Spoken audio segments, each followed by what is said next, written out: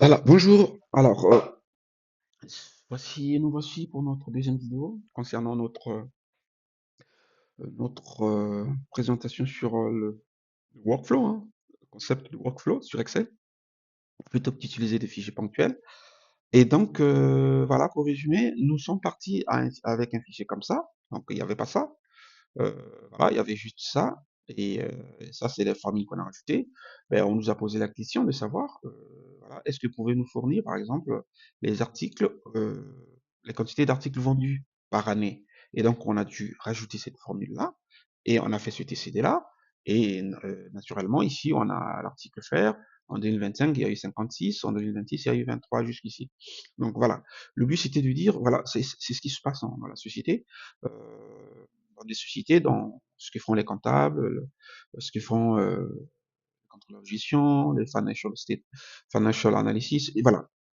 C'est le but ici, c'est de pouvoir développer la culture avec Power Query, avec tout ce qui s'ensuit, toute la puissance actuellement Excel, de développer une logique de workflow, que plutôt d'avoir des formules un peu isolées de son coin. Non, moi j'ai jugé bon de faire des vidéos, des présentations pour présenter des workflows, comment développer des flux de travail que l'on peut transposer, que l'on peut partager et qui permet aussi de mieux comprendre l'organisation, puisque à cela, il faut comprendre quand même l'organisation, sa structure, pour les financiers, le plan comptable général, le mapping, pour les sites de société, plein d'informations des sociétés qui nous servira d'analyse. Et donc sans ça, de là, bah, ça nous a permis d'avoir un document comme ça. Voilà. Donc nous avons séparé en deux datas. Donc les transactions, là où il y a les transactions qui se répètent, le côté plusieurs, en termes de relations, et nous avons identifié les éléments spécifiques des données qu'on nous a données. Donc, dans votre cas, on vous donnera un fichier à analyser, et le premier réflexe, c'est de pouvoir sceller ce fichier, d'identifier les éléments spécifiques. Je donne un exemple. On dit, ben voilà, vous avez plusieurs sites auxquels on vend telle marchandise et on veut que vous fassiez une analyse par rapport à ces sites-là. Et on vous donne le fichier par site, par vente, par invendu, par retour, ainsi de suite. La première des choses à faire, c'est de pouvoir identifier. Donc, chaque site est identifiable. Donc, on crée un onglet site et donc chaque site avec ses dimensions, site, son adresse, son numéro de SIRET, le responsable, tout ce que l'on veut, hein, parce qu'on peut identifier le site de façon spécifique. Donc, c'est ce qu'on a fait. Donc, au niveau des data, nous avons identifié les éléments spécifiques qui est l'article, client, date et statut. Donc, on a pu identifier, comme vous voyez que j'ai changé de couleur, on a pu identifier deux types de tables. Table data, les transactions, côté plusieurs, et les tables spécifiques, ou les tables dimension, ou les tables recherche. Nous allons utiliser le terme de recherche ou lookup. Pourquoi? Vous verrez dans la suite. Donc, comme je disais au niveau de la première vidéo, nous avons dû nommer chaque table. Donc la table ici, on l'a nommée. Pourquoi est-ce qu'on nomme? On le verra aussi. Nous avons dû nommer chaque table. Ici, toutes les tables ont été nommées. Donc voilà, vous savez comment nommer. Et ça, j'ai laissé ça pour vous montrer éventuellement pour ceux qui ne savent pas comment nommer. Et donc là, d'ici, on fait insertion table et vous couchez, attention ici, l'entête, pour qu'il puisse prendre l'entête. Sinon, il va rajouter une autre colonne ça sera pas utilisable. Ça sera pas beau. Et donc, il faut cocher systématiquement. Et là, vous voyez bien qu'il prend bien en tête. Et ici, nous allons faire feuille nommée. Hein. Je fais feuille nommée pour pouvoir bien identifier. Feuille nommée, c'est quoi? Statut. Et on valide par entrée. Une fois qu'on a fait ça, on a préparé notre dossier. Pour les comptables, il a préparé les différents sites, il a préparé son mapping pour le reporting financier, pour l'alias fiscal, il a préparé pour ses clients, ses fournisseurs, il a tout préparé le fichier, qui est le fichier de liaison. Donc à partir de ce fichier-là, on peut fermer. Ce fichier-là, on ferme, et puis on crée, on ouvre un autre classeur qui nous servira d'analyse. C'est là à ce moment-là, on va commencer à faire du query. Voilà.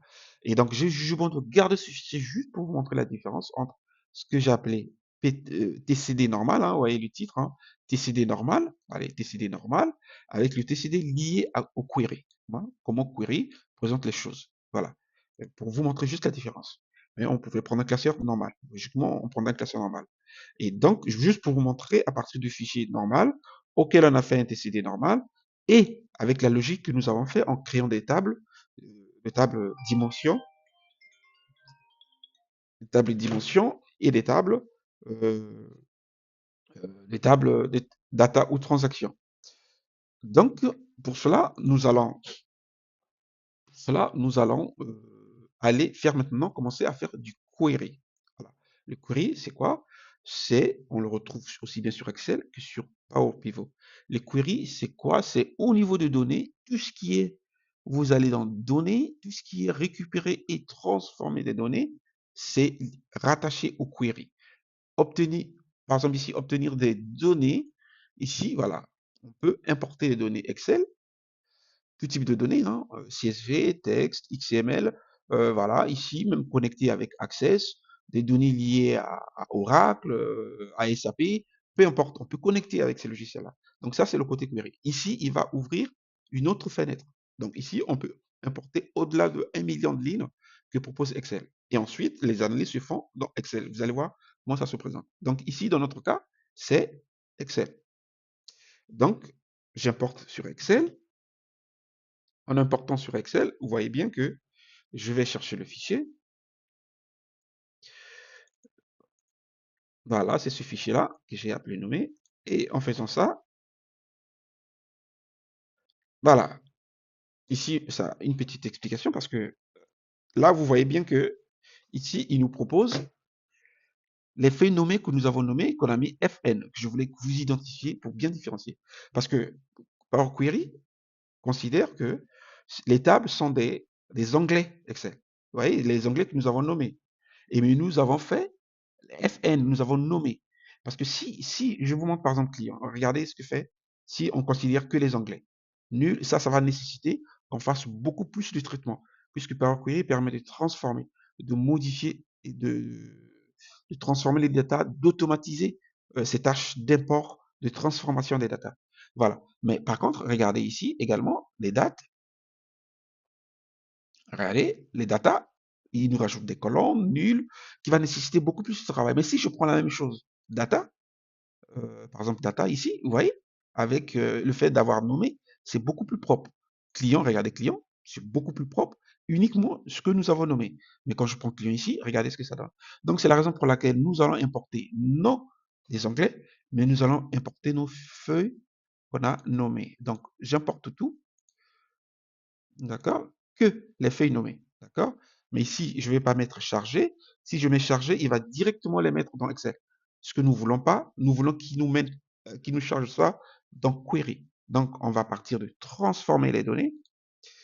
Au niveau de transformer les données, vous voyez bien qu'une autre fenêtre s'ouvre. Et cette fenêtre-là, c'est ça, Query. Cette fenêtre-là, vous voyez bien qu'elle est différente de Excel qui est derrière. Donc, ça, c'est Query. Cette fenêtre-là, c'est Query. Power Query.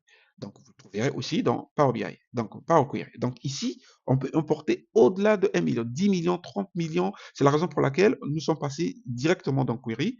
Nous n'avons pas chargé sur Excel. Au cas où on aurait, par exemple, plus d'1 million de lignes, Excel ne pourront pas supporter. C'est ça l'objectif. Donc, ici, la première chose à faire, c'est de pouvoir, avant de faire quoi que ce soit, de pouvoir modifier les noms. Donc, c'est ici qu'on modifie les noms. Rassurez-là. Donc ici, j'avais dit que ce sont des tables, il faut bien différencier les tables de dimension, les tables de recherche ou les tables de correspondance. C'est la même chose. Mais moi ici, je vais utiliser le terme c'est en anglais, hein, on va faire en anglais pour que ça facilite puisque tout va se faire en anglais. Donc ici, tu as article, je dis c'est le table de recherche ou correspondance. Je vais dire lookup et je valide. Article, table client aussi, lookup. Je valide. Attention, data, c'est la table des transactions. Euh, ici, comme c'est des transactions liées à... euh, ici, on dira plutôt table, on dira plutôt data, d'accord, au départ. Après, ça dépend du type de transaction que vous avez. Dans notre cas, sont des clients, donc des ventes. Transactions, je vais mettre transaction.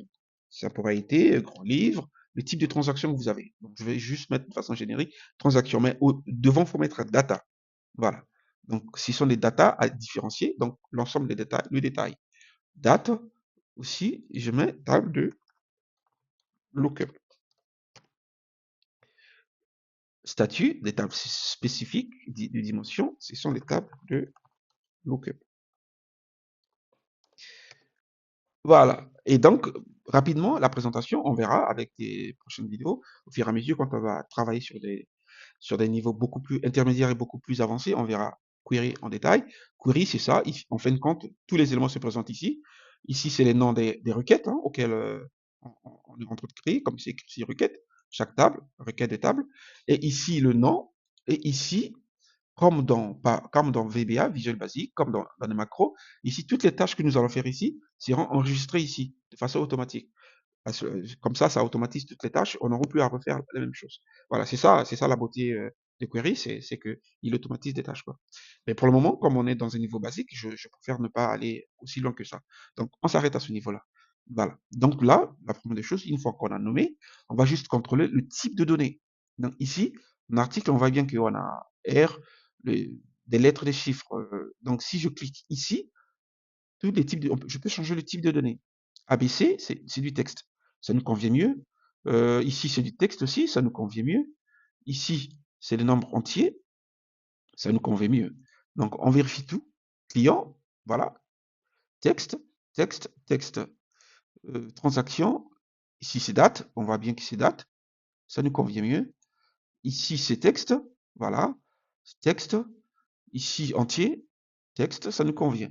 Voilà, donc on fait un peu de tout, on vérifie les types de données, donc date, c'est très très important de vérifier les types de données, sinon on va être bloqué, là. On aura des soucis, par exemple des dates, si c'est en texte, on pourra rien faire, il y aura des erreurs partout. Donc il faut respecter le type de données, c'est vraiment basique. Maintenant, une fois qu'on a fait ça, pour le moment query, on arrête à ce niveau-là. Pour le moment query, on arrête à ce niveau-là. Vous voyez bien que la fenêtre query est ici. Donc, on va dans accueil. On ne va pas le charger directement dans, dans Excel. Fermer et charger. Donc, le premier niveau fermer et charger. Il vous charge ça directement sur Excel. Nous allons fermer et charger. Voilà. Si j'ouvre complètement, je fais ça. Voilà. Regardez. Excusez-moi. Voilà. Je ne vais pas charger directement d'Excel. Donc, je prends le deuxième niveau. D'accord? Lui, par contre, il va pas le charger dans Excel. Il va le charger dans le cache. Voilà, dans le cache de query.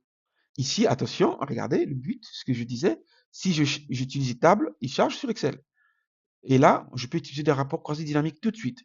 Je peux utiliser les graphiques tout de suite. Mais nous, ce on va faire, on va dire, cliquer sur ne créer que la connexion. On veut créer que la connexion avec Excel. On ne veut pas charger. On veut créer que la connexion.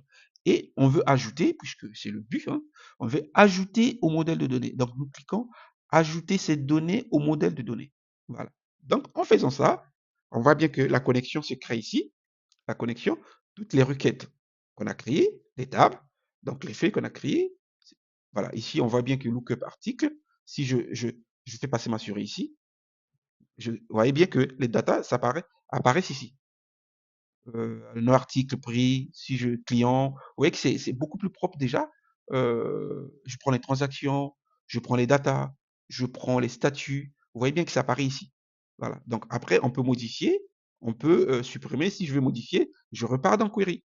Vous voyez, je repars dans Query, je fais mes modifications et, j'arrive, tout apparaît ici. Donc ici, cette requête-là, vous pouvez aller ici, vous pouvez cliquer ici, ça disparaît, dans données, requêtes et connexions, ou vous appuyez ici, ils apparaissent. Voilà. Et donc de là, nous allons refaire la même chose, le même tableau, qui sera quasiment pareil. Pour le moment, ça ne sera pas trop parlant, mais on verra déjà les différences qui permettront de créer déjà, d'avoir une idée de ce qu'on appelle le workflow. Voilà. Ici, je clique sur le TCD. Attention, ce TCD qui apparaît ici est lié à ça, à cette source de données, ça, que nous avions donné au départ. Ce que ferait tout comptable. Voilà. Maintenant, à partir, nous allons maintenant créer la même chose en utilisant cette fois-ci, TCD autrement. Mais moi, j'aime bien cette présentation du TCD, j'aime pas. Donc, vous allez, vous faites ce que vous voulez, mais moi, je fais dans paramètres. J'aime bien cette présentation. Voilà. Je vais tout mettre ici et bien voir mes éléments ici. Je vais vous expliquer pourquoi. Donc, de là, on a tout chargé, et puis le nombre de nos lignes, et tout est chargé. Donc, je n'en ai plus besoin. Je peux fermer. Maintenant, je vais lancer un TCD. Je peux fermer, mais je laisse pour un moment. Je vais lancer un TCD, mais qui est lié à query. Ça, c'est le TCD normal, qui est lié à query. Donc, ce que je fais, j'ai deux possibilités. Je peux, pour le moment, je vais vous montrer au plus simple, et puis on verra le reste après. Donc, on est dans Excel. Hein, disons qu'il y a une connexion entre les datas que nous on a. On me remet un classeur avec lequel il y a du query et qui est connecté au réseau. Euh, les fichiers qu'on a créés, les tables qu'on a créées, là, les requêtes qu'on a créées. Donc, ce que je fais, comme le TCD habituel, je vais dans Insertion, je fais tableau croisé dynamique comme d'habitude. Regardez, ici, ça c'est le tableau croisé dynamique normal. Ouais, donc ici, c'est à partir des plages ou à partir des sources de données. Donc ça, c'est les tableaux croisés dynamiques normales qu'on a utilisés à partir de ça. Mais ici, nous, on fait plus. On veut travailler, on travaille maintenant en termes de query, en termes de data, de workflow. Donc, notre tableau croisé dynamique est lié à nos requêtes. Donc ici, à partir de modèles de données. Vous voyez bien, on va faire tableau croisé dynamique à partir de modèles de données. Vous voyez. Donc, ce que je veux faire, je vais juste le mettre en dessous ici pour voir la différence. Voilà. Donc, je ne crée pas une nouvelle feuille, je le laisse ici. Donc, je valide. Regardez la différence. Je veux juste que vous regardez la différence. Ici, donc, je vais fermer data. Je vais fermer ça pour que vous voyez la différence. Ici, le premier niveau. Donc, je vais déjà, ce que je vais faire, le premier niveau, la différence ici, regardez, le TCD, ça se présente comme ça. Il n'y a rien ici. Mais regardez, quand je clique le TCD lié au modèle de données, il se passe quoi? Il se passe que ici, on a deux petits onglets ici. On a actif, donc tout ce que je vais travailler viendront ici, en actif, et on a tout. Ici, ce sont nos tables qu'on a créées. Regardez bien, transactions, les tables de transactions, nos tables qu'on a créées, articles. Donc, automatiquement, voilà, regardez, il fait ça. Il fait ça, et il nous montre les tables qu'on a créées. Et donc là, quand je regarde ici, en TCD normal, on n'en a pas. Et donc, chaque fois en TCD normal, je voudrais faire quelque chose, il faut que je fasse des tableaux croisés. Il faut que je vienne rajouter aux données sources. Voilà, il faut que je rajoute 2 mois pour faire 2 mois. Il faut que je rajoute des datas pour faire des recherches. Ici, on raisonne maintenant en termes de relation des différentes tables qu'on a créées. Voilà, la question est ici. Vous voyez, tout qui apparaît ici. Quand je clique sur le TCD normal, vous voyez bien que ce n'est pas le cas. Donc, voilà ce qu'on va faire. Et on ira vérifier quelque chose, encore une deuxième niveau de différence. Donc, une fois qu'on a créé notre query, comme on le sait, et donc on revient dans données, on est bien on peut être ici dans données, données de modèle, on peut le faire ici, on peut le faire ici dans Power Query aussi, c'est la même chose, gérer, voilà, c'est toujours la même chose. Donc ici, j'arrive ici, je fais gérer mes données, excusez-moi. Voilà, ça c'est une autre fenêtre de Power Pivot, fenêtre de Power Pivot qui apparaît. Vous voyez aussi cette fenêtre-là qui apparaît différente, un peu comme ça, c'est au niveau, on va gérer des fenêtres liées à Power Pivot, d'accord? Où on fera des formules DAX, où on fera des différentes analyses.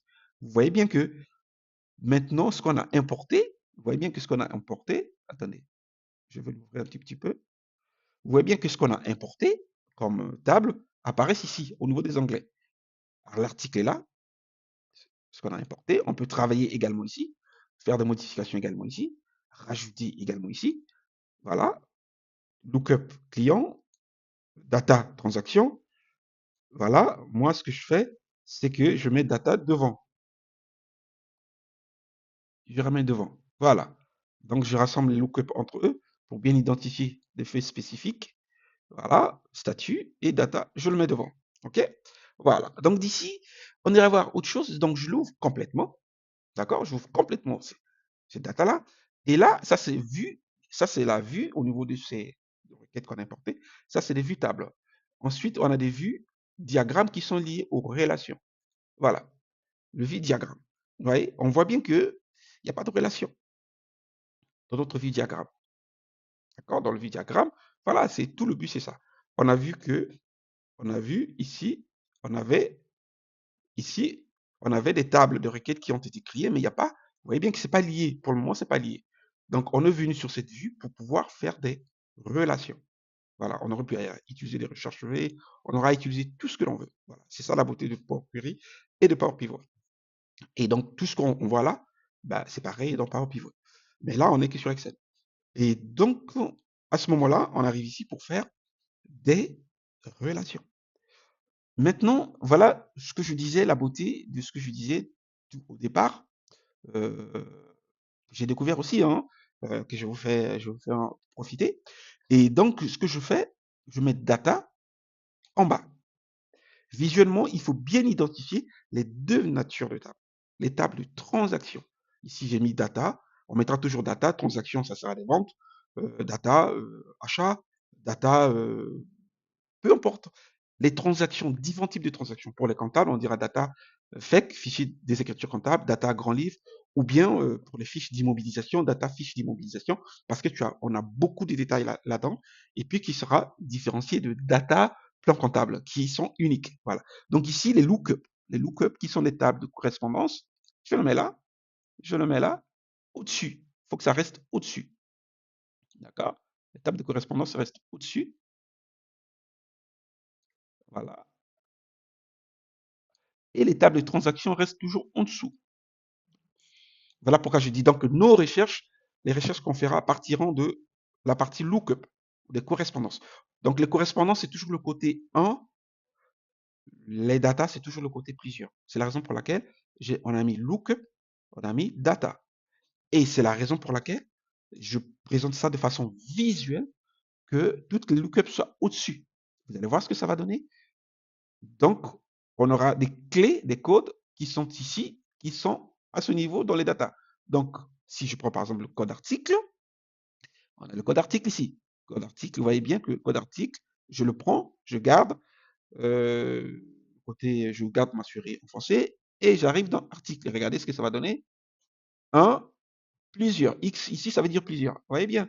Donc, à un article qui est la table correspondance, la table spécifique ou la table de recherche. Pourquoi recherche? Je vous l'expliquerai. Parce que la recherche se fait toujours de ce côté-là, pas de ce côté-là. Ça, on va l'approfondir.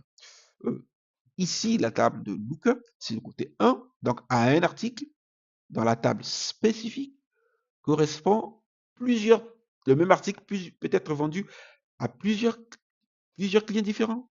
Et le même jour, vous voyez, ouais, le même jour, on peut vendre plusieurs articles à plusieurs clients. Donc, voilà le côté 1, plusieurs. Vous voyez bien maintenant comment ça se déroule. La clarté, l'organisation, les flux, comment ça se déroule. Donc, pareil, côté client, on a un client spécifique qui est identifié du côté plusieurs. Un, plusieurs. Voyez. Pareil, côté date, que l'on peut rajouter les dimensions, parce que là, on n'a que les dates. On peut rajouter année, mois, trimestre, côté dimension de la table spécifique, lookup.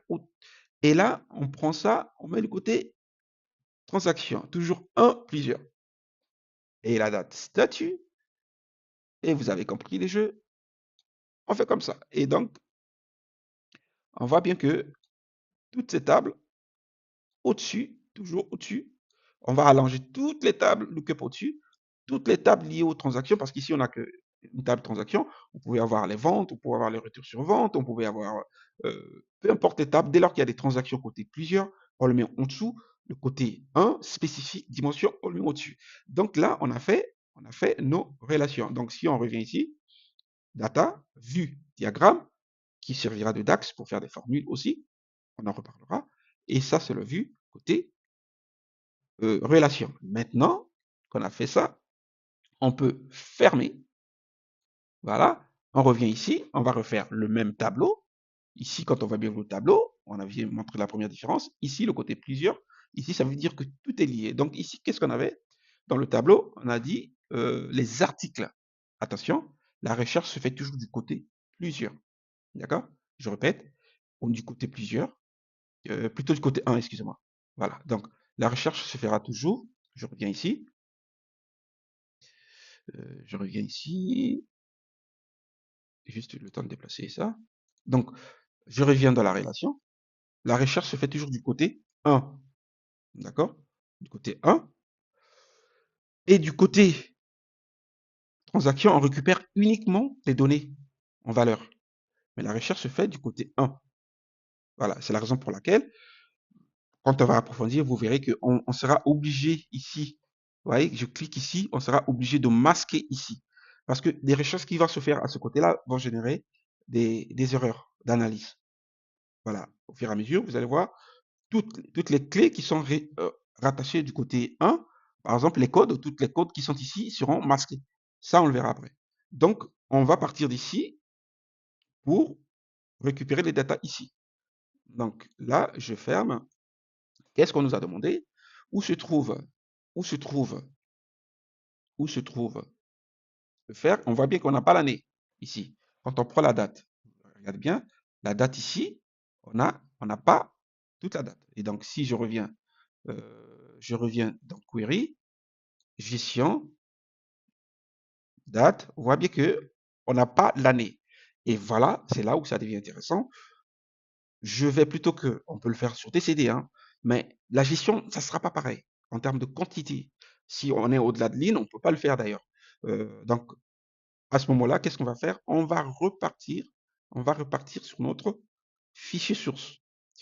Donc, je vais ouvrir le fichier source. Voilà, notre fichier source est là. Je vais sur la table dimension. C'est là qu'on modifie. Qu'est-ce que je vais faire? Je vais faire, par exemple, année.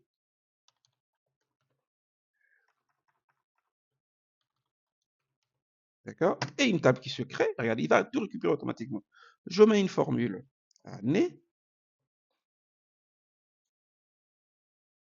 D'accord? Voilà. Vous voyez bien que il se copie automatiquement jusqu'à la fin. Jusqu'à la fin. D'accord? Et donc là, nous allons changer de format. On le met en standard. Voilà, on a l'année. OK? Nous enregistrons nos modifications et on ferme et on revient dans Query. Regardez bien. On peut directement faire actualiser, il va tout prendre en compte. Mais je vais vous montrer comment ça se présente ici pour le moment. Vous voyez bien que date est là. Je peux actualiser directement ici. Ou je peux actualiser à l'extérieur. Je n'ai pas besoin d'ouvrir tout ça. D'accord? Donc ici, si j'actualise ici, il va présenter l'année qu'on a fait. Mais je souhaiterais le faire ici. Pour que vous regardez. J'actualise tout. Voilà. Il fait la connexion. Voilà. Il actualise. Si je vois, vous voyez bien qu'année apparaît maintenant ici. En table lookup ici, il a reconnu la relation. Il a fait apparaître l'année ici, qui apparaît maintenant ici. Donc si je repars dans Query, on voit bien que l'année maintenant apparaît sur la requête lookup date, apparaît ici. Vous voyez? Donc, c'est magnifique, hein. Et donc, ce que je vais faire maintenant, je vais partir à la recherche, donc nos articles, pour reproduire le même table.